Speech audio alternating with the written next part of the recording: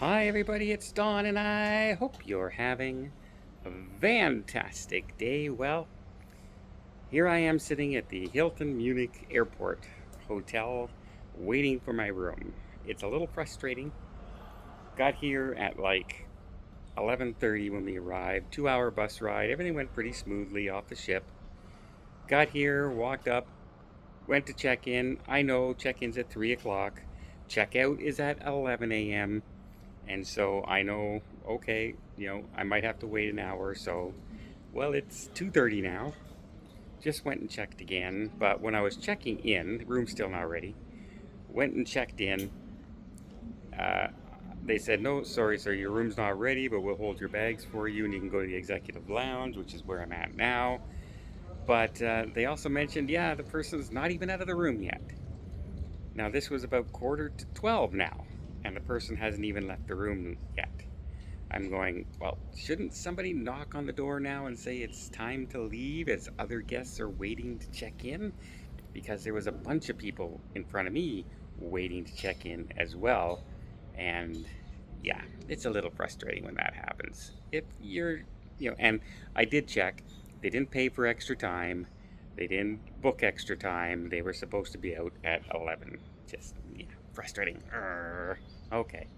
Well, I have now been on 3, count them. Why am I holding a 4?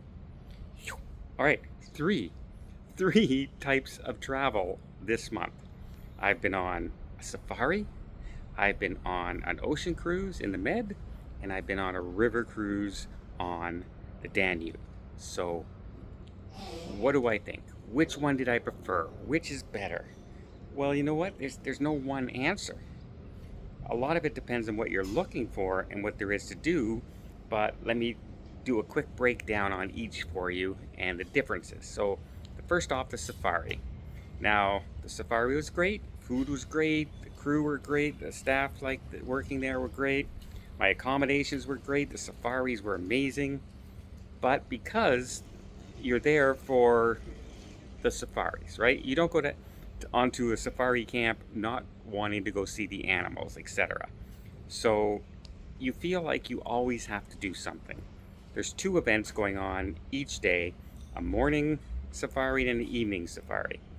And then by the time you get back, you're tired, you get ready, you have to eat, and then get ready for bed because you got to get up at 5:30 the next morning for the morning safari, because that's when the animals are most active, early in the morning. And you want to get out there and do it before the heat really pours down on you around noon to 2 o'clock. So while it's amazing and it's terrific, it does feel go, go, go, go, go. I didn't feel like I had time to relax. I wish I was there longer, but I was there 7 days. And I still felt like I had to go, go, go, go. We could have took a morning off. I could have took an afternoon off, but I paid all that money. You want to get the most out of your money, so you feel like you kind of got to go, go, go, go. That's at least the way I felt. But the safari itself, if you're into that kind of thing and animals, it was amazing. Next, ocean cruise. Been on a million ocean cruises. This was cruise 180, by the way. And so it was terrific. 180? Oh man, I got to count these again. I think I'm actually higher than that, but I'll go back and double check. Once I get all, just familiarize yourself with the ship. First of all, there's entertainment all the time. You can always find entertainment, whether it be trivia, whether it be a game show, whether it be the musicians playing around the ship. You can always find something going on, even a movie or concert upstairs on the Lido deck, right? You can always find something to do. You can also get off by yourself and just go around and stay in your cabin if you want to, and put on a movie and just relax on your balcony if that's what you want to do. You don't feel as rushed and compelled to do everything. Also, there's food all the time on a cruise ship. Man, let me tell you the differences here. There's the buffet. There's multiple specialty restaurants. There's the main dining hall. There's the pizza places on the deck. There's taco places. There's ice cream places. There's cookies and sandwiches. And there is food and 24-hour room service all the time on an ocean cruise. So you can always find something to eat no matter what time of day it is.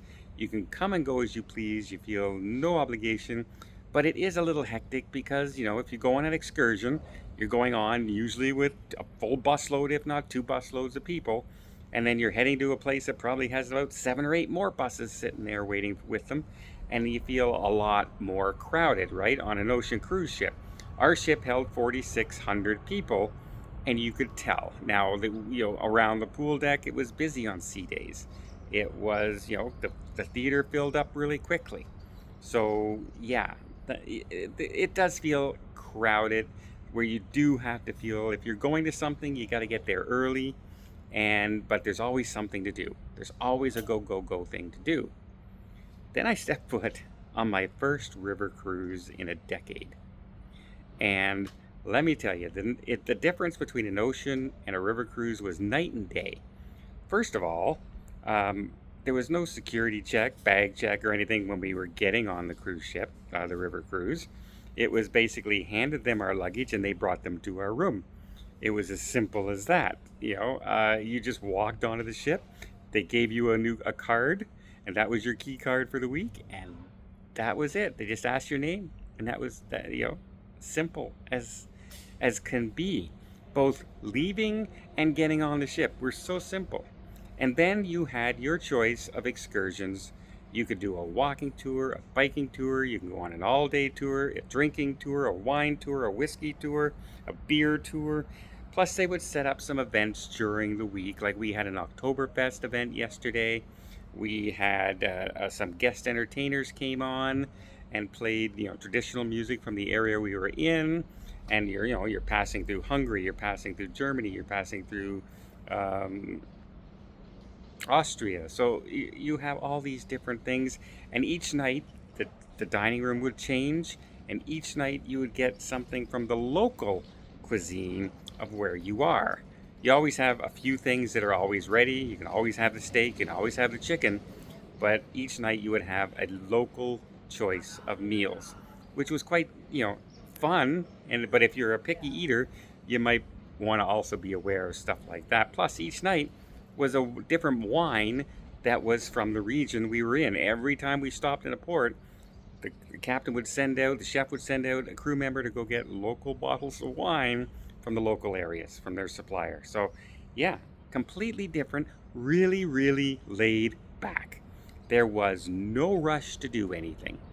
There was no, even the ship is sailing la la la la la down the river, right? It's not, we got to get to our next port in time.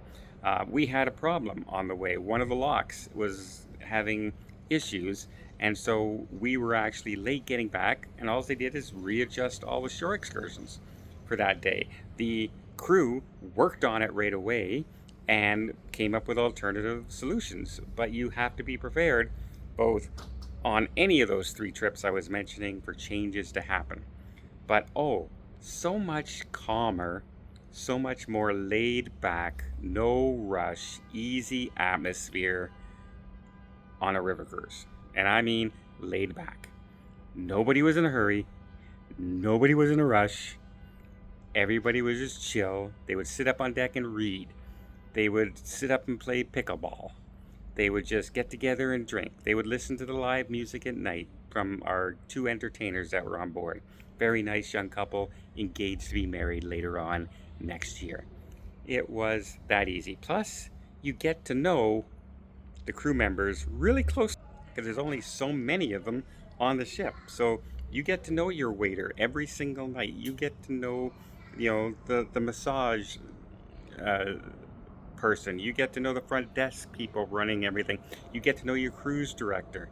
It is way less hectic, way less crowded than an ocean cruise. Now, the thing that I would miss between the two, the food being there anytime.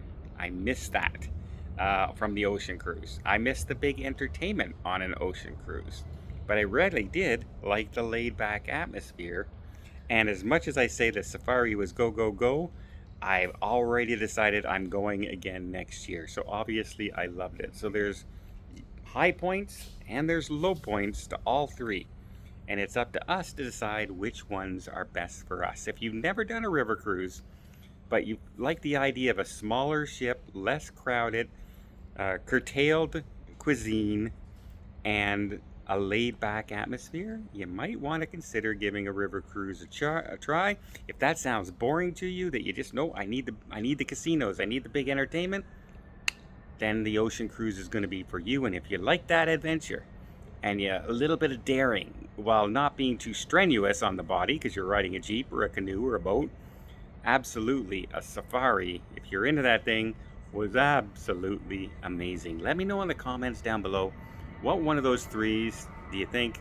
That's definitely what I'm interested in, or maybe I wouldn't mind trying one of the others. Well, I hope you appreciate this video. If you did, please give it a thumbs up. We'll see more tips and more tricks, more travel vlogs from around the world. Hit that subscribe button. Until next time, have yourself a safe and a great vacation.